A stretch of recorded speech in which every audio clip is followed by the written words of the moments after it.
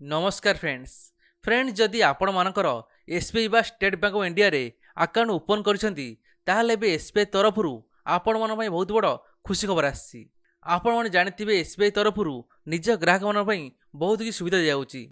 ता सहित एसबीआई ग्राहक केमिति सब जिनिस इजी रे पाई परिबे सेति बड़ बड़ परिवर्तन कराउची।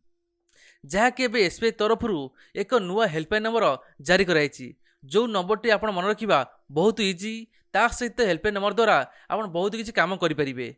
फ्रेंड्स ये नंबरटी कौन ता सहित ये नंबर माध्यम आप कौन सब कम करेंगे सबकि डिटेल्स आपण मानकु ये वीडियो माध्यम कहि। आप वीडियो बिना स्किप्रे लास्ट में देखूँ ताल डिटेल बुझीपारे और जानीपारे।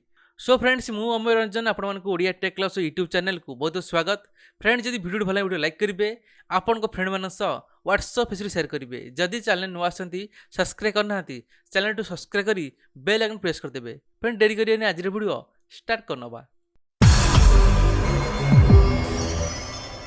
Friends State Bank of India तरफरु जो टोल फ्री नंबर जारी कराई से टोल फ्री नंबर टी होउची 18001234 एवं आउ गोटे नंबर होउची 18002100। आपण ए टोल फ्री नंबर माध्यम बैंकिंग सेवा ता सहित अभियोग करी समाधान पाई परिबे। फ्रेंड्स एबे चल तुम कहि दउची आपण ए टोल फ्री नंबर रे के को सुविधा पाई परिबे।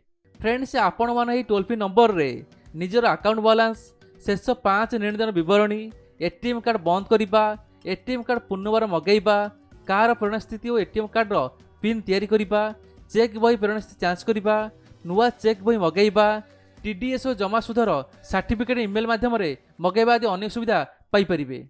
फ्रेंड्स आपण एई सब काम घरे बसिकी ए टोल फ्री नंबर माध्यम करेंगे। फ्रेंड्स आपण मानकु एसबीआई तरफरु जारी करथिबा नुआ टोल फ्री नंबर टी केमिति लागला निश्चय कमेंट सेक्शन रे कमेंट कर जणिबे।